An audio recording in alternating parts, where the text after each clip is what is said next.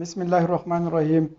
بایولوژي کې نن ټاپک زمونږ له مایکروسکوپ موږ نوی چپټر چې دا شروع کړو سیل اینډ ټیشوز موږ شروع کړو. نو سیل او ټیشو موږ شروع کړو دغه موږ بیا ویلو چې دا ډیر زیات واړه دي. سیل چې نام ډیر زیات وړوکی دی. نو د سیل د سټډي لپاره موږ دا ویلو چې د دې لپاره یو انسټرومنټ چې دی د هغې ضرورت دی چې موږ سیل بل سره سټډي کوو. هغې کې موږ هغه د هغې انټروډکشن موږ کړو د هغه ډیوایس چې هغه دی مایکروسکوپ.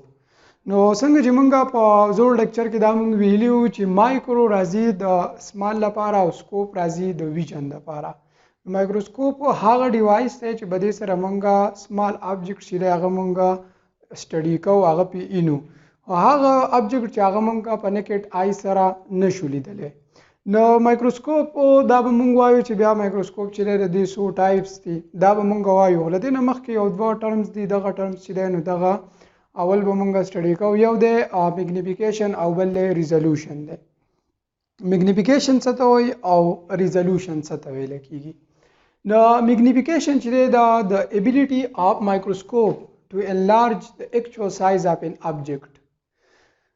میګنیفیکیشن چې دی دا د مایکروسکوپ یا د هر یو اپټیکل انسټرومنټ د هغې هغه خصوصیات دی چې دا یو آبجیکټ چې دی دا د خپل اپرنټ سایز نه د ایکچوال سایز نه دا انلارج کې غټ کی. نو دې خصوصیات ته میګنیفیکیشن ورته ویل کیږي. بل ټرم چې دی هغه دی ریزولوشن. نو ریزولوشن چې دی دا د ابیلیټي اف مایکروسکوپ to show two objects separately. یا داسې موږ ویلی شو چې د ability of microscope to distinguish between two closely related objects.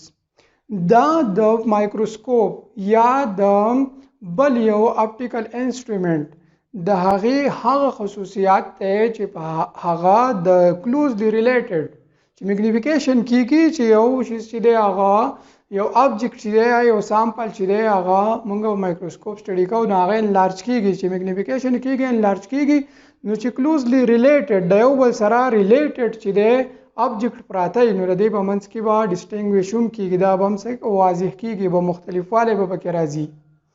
نو د مایکروسکوپ یا د اپټیکل انسټرومنټ هغه خصوصیات چې هغه دوه ریلیټډ کلوزلی ریلیټډ له یو بل سره جوړ آبجیکټ چې دی د دې په منځ کې هغه ډیفرنشیشن وکړي، هغه دا مختلف مونږ ته شو کړي یا جدا جدا یا مونږ ته شو کړي. نو دغې ته ریزولوشن ورته ویلی کیږي. نو دغه شانتې اوس د مایکروسکوپ ریزولوشن چې دی هغه ډیر زیات دی، ډیر زیات سیوا دی.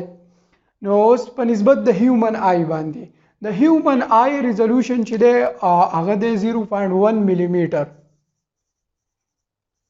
هیومن آی ریزولوشن چې دی هغه دی 0.1 ملي میټر.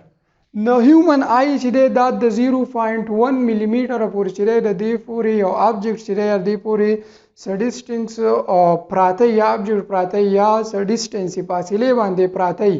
نو د دې ځای پورې هیومن آی چې دی هغه ریزولوشن کولی شي آبجیکټ چې دی هغه سپریټلی لیدلی شي. خو له دې نه چې بیا وړوکی کېږي نو دغه بیا هیومن آی چې دی هغې لپاره دا بیا پاسیبل نه دی چې دغه کې ډیفرنشیشن وکړي او دغه جدا جدا چې دی هغه ویني. نو اوس په مونږ مایکروسکوپ ټایپس په مونږ وایو. مایکروسکوپ مونږ ووایو نو اوس پر هغې ټایپس وایو. نو مایکروسکوپ چې دی د هغې دوه ټایپس دي. یو لایټ مایکروسکوپ دی، بل الکتران مایکروسکوپ دی. لایټ مایکروسکوپ او الکتران مایکروسکوپ دا د دې نومونو نه هم ظاهریږي. لکه لایټ مایکروسکوپ هغه مایکروسکوپ دی چې په هغې کې د یو آبجیکټ د لیدلو لپاره لایټ استعمالیږي. لکه زموږ سره په لیبارټریانو کې به د سکولونو کې یا به نور لیبارټریز چې دی په دې کې چې کم مایکروسکوپ دلته ټولې پرتې دي دغه لایټ مایکروسکوپ دي. او دغه مایکروسکوپ لایټ مایکروسکوپ ورته ځکه ویل کېږي چې په دې کې لایټ از ا سورس چې دی د آبجیکټ د لیدلو لپاره په دې کې لایټ چې دی هغه استعمالیږي چې موږ آبجیکټ وینو. بل په دې کې ګلاس لینسز چې دی هغه پکې استعمال شوي. بل دا دی چې د دې ریزولوشن چې دی هغه 0.2 مایکرو میټر دی او یو مایکرو میټر چې دی هغه برابر دی 1/1000 ملي میټر برابر دی. نو د دې ریزولوشن چې دی هغه د هیومن آی په نسبت باندې هغه ډیر زیات سیوا دی. اوس لایټ مایکروسکوپ چې دی د دې بیا پر در دوه ټایپس دي. او هغه ټایپ چې هغه د یو د سمپل مایکروسکوپ بل له کمپاوند مایکروسکوپ. د سمپل مایکروسکوپ هغه مایکروسکوپ ته چې په هغې کې سنگل لینس چې د میګنیفیکیشن د پاره استعمالیږي، یو لینس چې صرف د میګنیفیکیشن د پاره استعمالیږي، نو دغه مایکروسکوپ ته سمپل مایکروسکوپ وته ویل کیږي. اوس کمپاوند مایکروسکوپ، نو کمپاوند مایکروسکوپ هغه مایکروسکوپ ته چې په هغې کې سیورل لینسز یا مینی لینسز چې هغه پکې استعمال شي د ابجیکټ د میګنیفیکیشن د پاره. اوس کډیر زیات پکې نه، خو کم از کم په کمپاوند مایکروسکوپ کې کم از کم د ټولو نه کم اټلیسټ چې نو دا 2 لینسز به پکې لازمي. نو که 2 لینسز پکې مونږ دغه ته مونږه کمپاوند مایکروسکوپ ته مونږه ویلی شو. اوس دا لایټ مایکروسکوپ کار څنګه کوي؟ نو لایټ مایکروسکوپ په داسې طریقې سره کار کوي چې بدی کې سورس اف لایټ لګېدلی، لاندې سایډ ته پکې سورس اف لایټ لګېدلی. نو سورس اف لایټ چې دی د هغې نه دغه لایټ چې دی دا افورډ طرف ته راځي، د ریس په پام کې دا لایټ راځي. اوس په دې کې سټیج ورته لګېدلی، په دغه سټیج باندې چې دی په دې کې سامپل فروتي. نو سامپل چې دی د دې نه دا لایټ چې دی دا پاس کېږي او بره چې دی نو آی پیس چې کوم ځای ته ویلی کېږي په ویور آی، څوک چې په هغې کې بیا ګوري نو په هغه ځای کې دغه ایمیج چې دی نو هغه بیا هلته کې شو کېږي او هلته کې بیا په نظر باندې دغه راځي. دا په دغې طریقې سره کار کوي او له دې وجې نه دې ته لایټ مایکروسکوپ ویلی. بل دی الکتران مایکروسکوپ. اوس الکتران مایکروسکوپ چې دی نو په دې کې به د الکترانو یو بیم چې دی هغه استعمالیږي. یو ابجیکټ د لیدلو لپاره د الکترانو یو بیم به استعمالیږي چې په دغې سره دغه ابجیکټ چې دی دغه مونږه سټډي کو. لکه په لایټ مایکروسکوپ کې لایټ و نو په دې کې د الکتران استعمالیږي.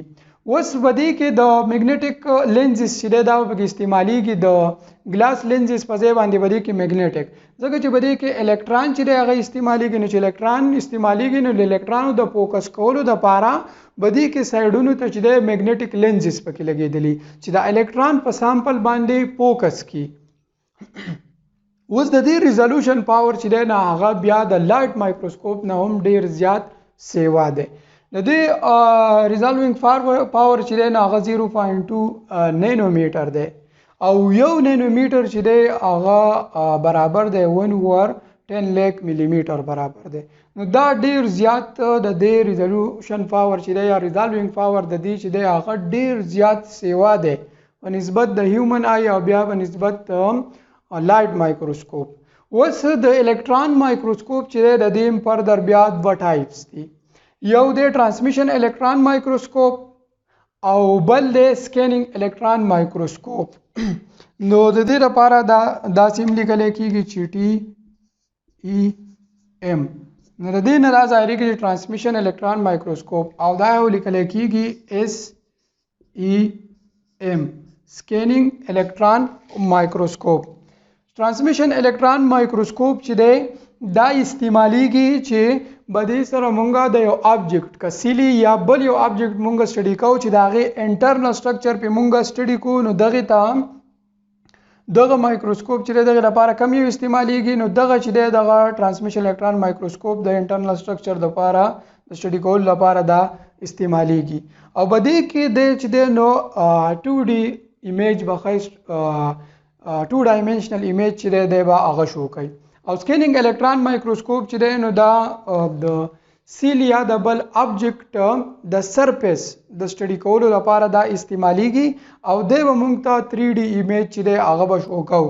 په دې کې لوکوټې نور دغه شته چې سکیننګ الکتران مایکروسکوپ چې دی په دې کې چې کله مونږ سامپل ږدو نو د سامپل سرفیس چې دی هغه به په میټل سره مونږ کوټیډ کوو. نو کله چې بیم اف الکتران چې دی هغه د هغه سورس نه راشي نو هغه به د میټل باندې چې ولګي نو د میټل نه هغه ریفلیکټ شي. نو د دغې وجې نه بیا سکرین دې ته لګېدلی نو په هغه سکرین باندې دا مونږ ته انلارج ایمیج چې دی دا مونږ ته هغه شو کي. او په دې کې کوټیډ چې دی د یو سامپل کوټیډ په دې کې مونږه نه کوو. په دې کې بیم اف الکتران چې دی هغه پاس شي او بیم اف الکتران چې دی دا کله د سامپل نه پاس شو نو د سامپل تر هغلته کې سکرین لګېدلی یا میرر غونته کې ورته لګېدلی نو د هغه ځای کې دی چې دی نو دی بیا ایمیج رخکي او ویور چې دی هغه ایمیج بیا په اسانه سره سټډي کولی شي. نو دا و نننی ټاپک زمونږه مایکروسکوپ چې دی د هغې نه مخکې مونږه دوه ټرمز وي میګنیفیکیشن او ریزولوشن ووي او بیا مونږه مایکروسکوپ چې دی د هغې ټایپس وي. نو په هغې کې مونږه سمپل مایکروسکوپ لایټ مایکروسکوپ وي په لایټ کې بیا مونږه دوه د هغې ټایپس وي چې سمپل دی او کمپاونډ دی او بیا مونږه چې دی الکترون مایکروسکوپ وي او د هغې هم دوه ټایپس بیا مونږه وي چې یو چې دی هغه ټرانسمیشن الکترون مایکروسکوپ دی او بل سکیننګ الکترون مایکروسکوپ دی.